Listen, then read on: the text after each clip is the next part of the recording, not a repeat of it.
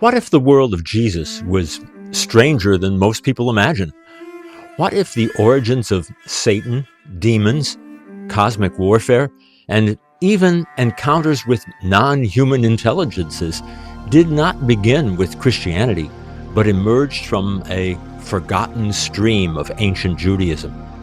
And what if groundbreaking new research on the Dead Sea Scrolls suggests that the movement behind these ideas was far larger and more influential than anyone believed? So let's journey into the deserts of ancient Judea, into hidden caves, into forgotten scrolls, into a world where angels walked among men, where darkness was a living force, where heavenly beings revealed forbidden knowledge, and where many believed they were living in the final days of history.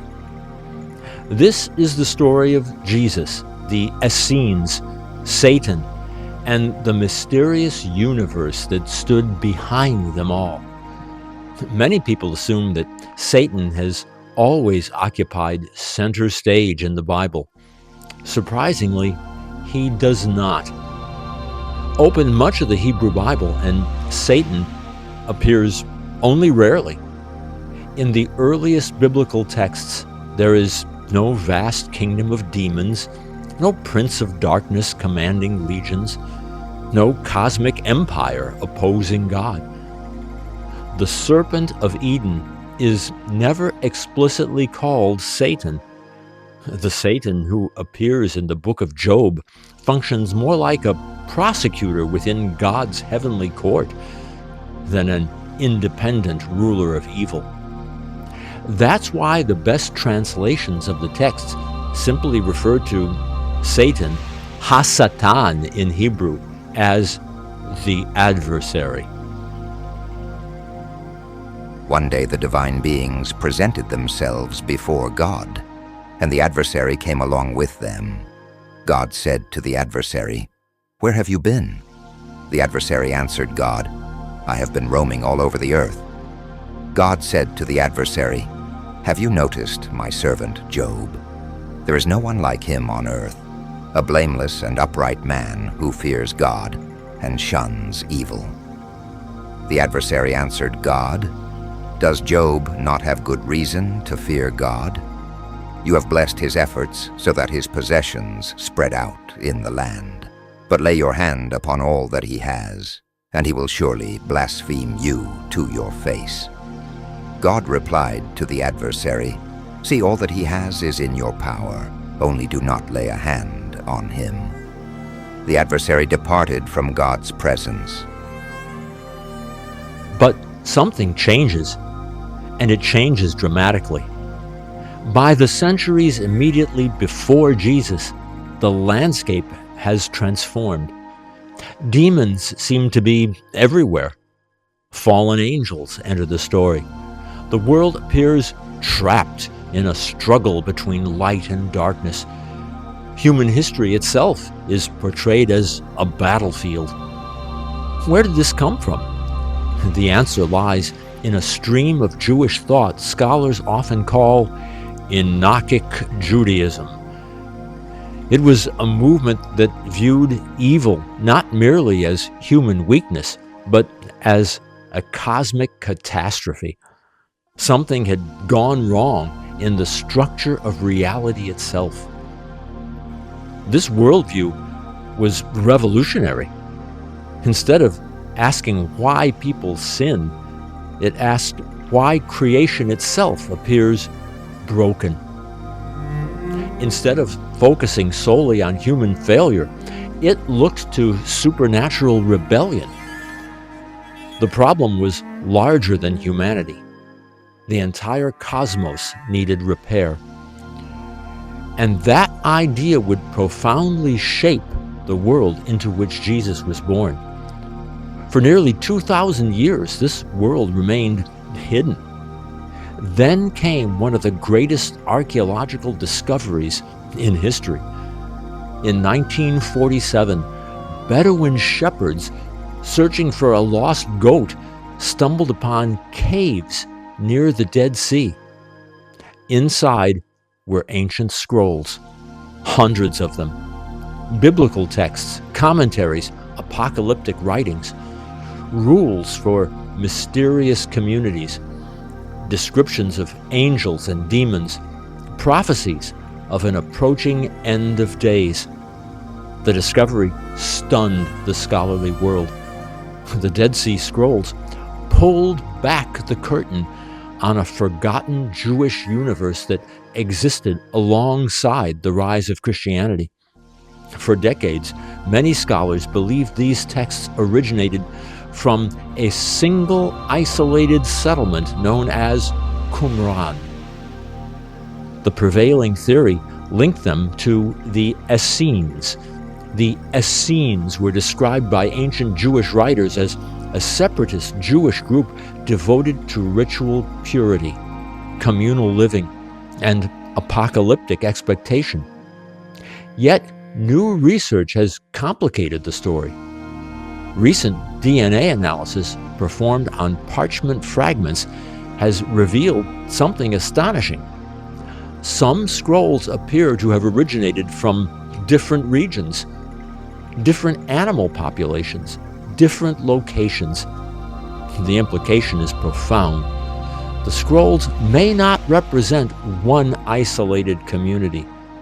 They may reflect a broader network, a larger movement, an intellectual and spiritual current extending throughout Judea. This changes everything. Instead of one tiny desert sect preserving strange ideas, we may be looking at an entire world of apocalyptic Judaism, a world much closer to Jesus than previously imagined.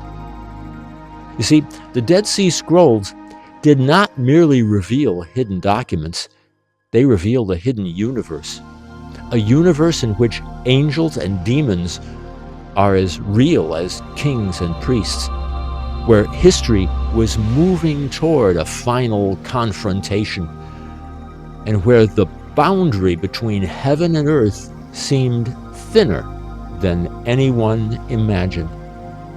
The Essenes believed that they were living in extraordinary times. The world around them appeared corrupt. The Jerusalem priesthood was compromised. Political powers were oppressive. Truth seemed endangered. Their response was radical. They withdrew, not because they wanted to escape history, but because they believed they were preparing for its climax. One of the most revealing passages from the Dead Sea Scrolls comes from a text known as the Community Rule. It presents humanity as living between two spiritual forces. God has appointed for humankind two spirits in which to walk until the time of his visitation, the spirit of truth and the spirit of perversity. From the fountain of light proceed all the works of righteousness, and from the source of darkness spring all the deeds of deceit.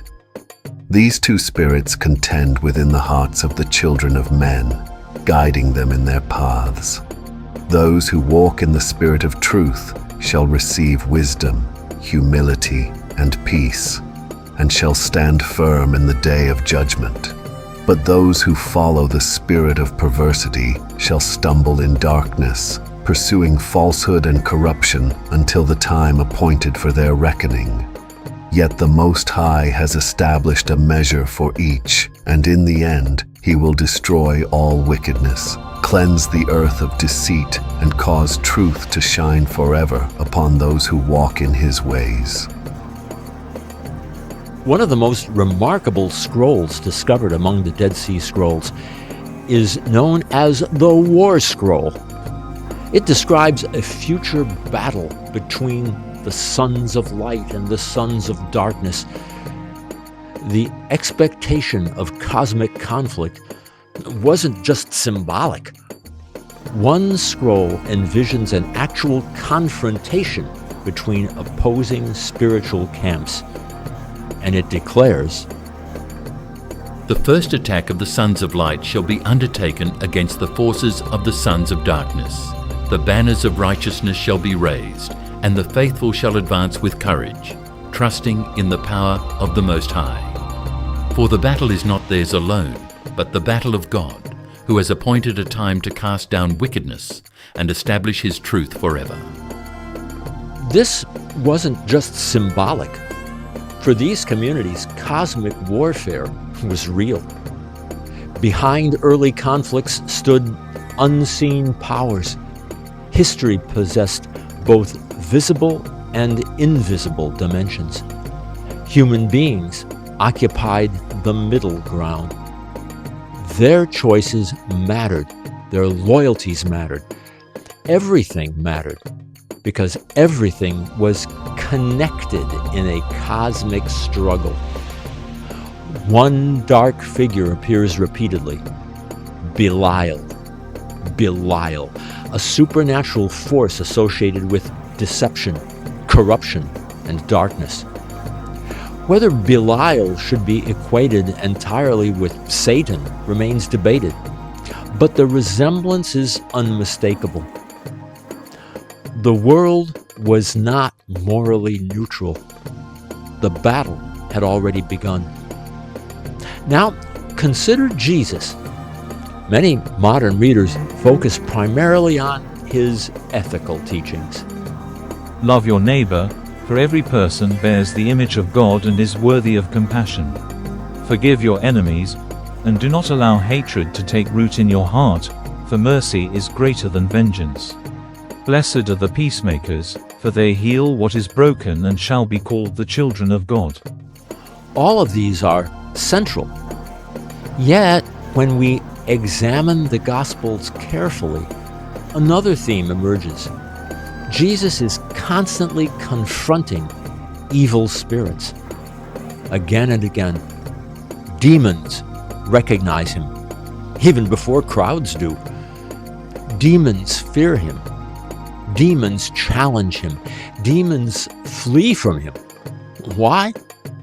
Why would exorcism occupy such a prominent place in his ministry?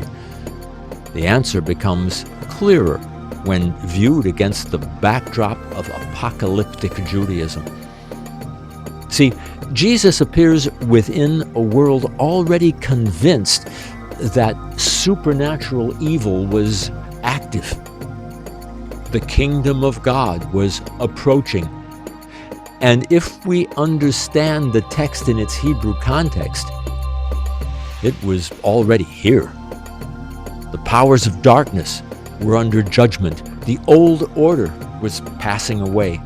The new age was beginning. Jesus' exorcisms were not random miracles. They were declarations of war. Each encounter announced that the forces of darkness were losing ground.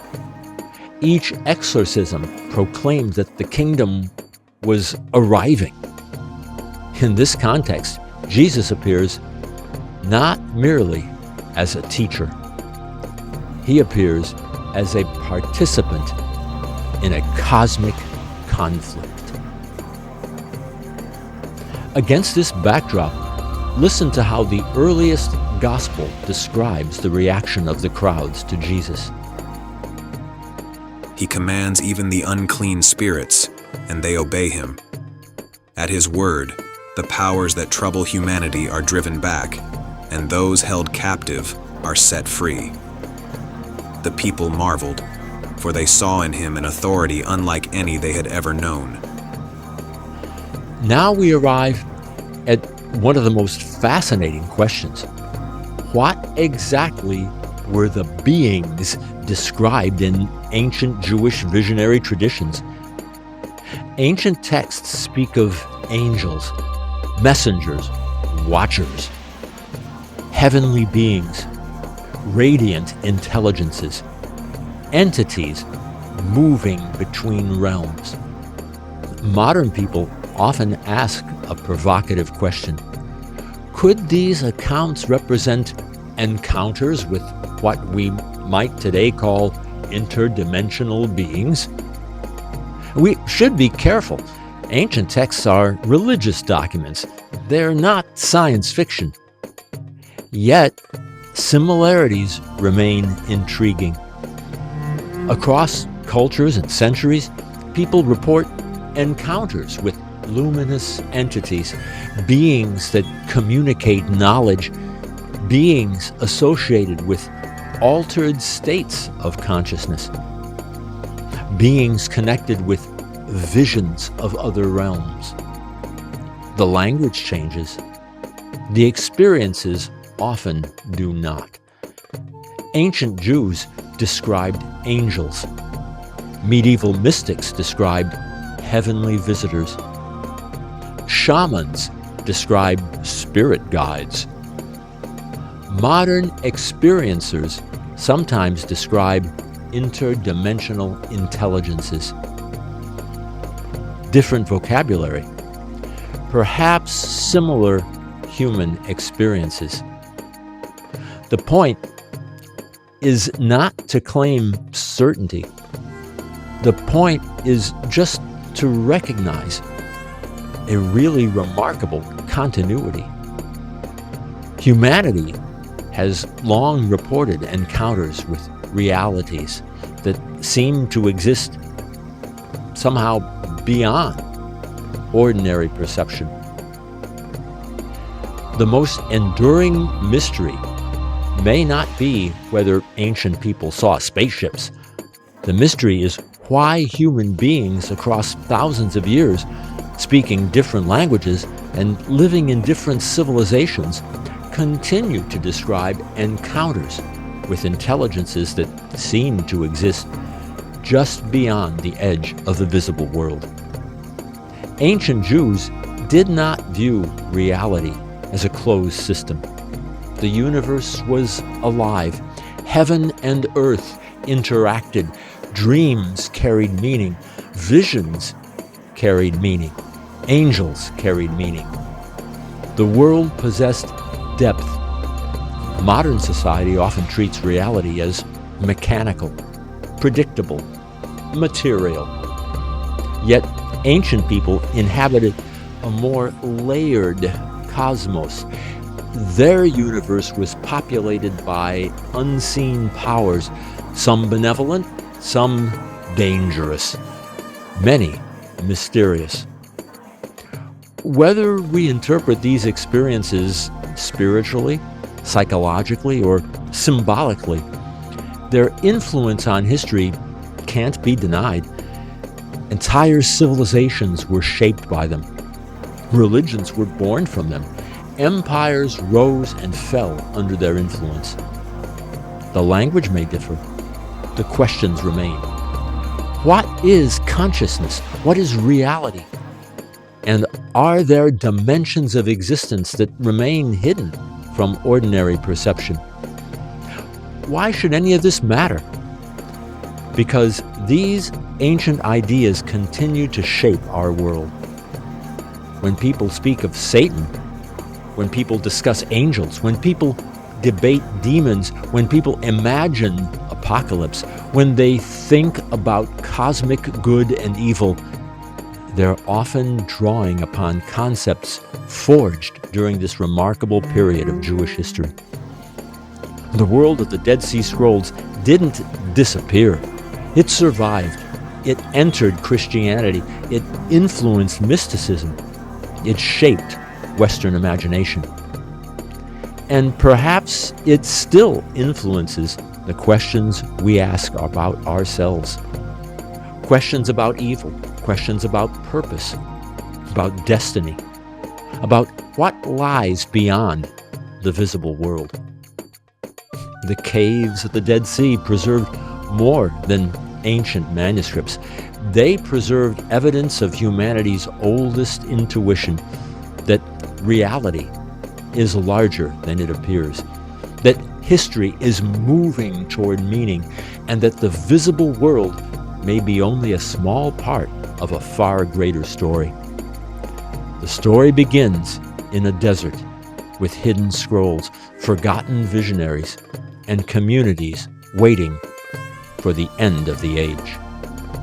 Those who are wise shall shine like the brightness of the sky, and those who lead many to righteousness like the stars forever and ever. Their light shall not be extinguished, for their deeds will endure beyond the ages, and their memory will remain among the righteous. In the time of God's redemption, they shall stand in honor, reflecting the glory of the one who guides the heavens and the earth. Yet the story leads directly to Jesus, to the origins of Satan as a cosmic adversary, to ancient debates about angels and demons, to the rise of apocalyptic expectation, and perhaps even to modern questions about consciousness, interdimensional realities, and encounters with the unknown. You see, the more we learn about the world behind the Dead Sea Scrolls, the more we discover that ancient Judaism wasn't just a religion of laws and rituals. It was also a religion of mysteries, of visions, of cosmic battles, of unseen worlds. And perhaps that is why these ancient texts continue to fascinate us, because they speak to something timeless, the suspicion that reality is deeper than it appears, and that beyond the horizon of ordinary experience, something extraordinary may still be waiting to be discovered. Thank you for watching. Hit that like button and subscribe, and until next time, keep exploring the mysteries of history, faith, and hidden dimensions of the human story.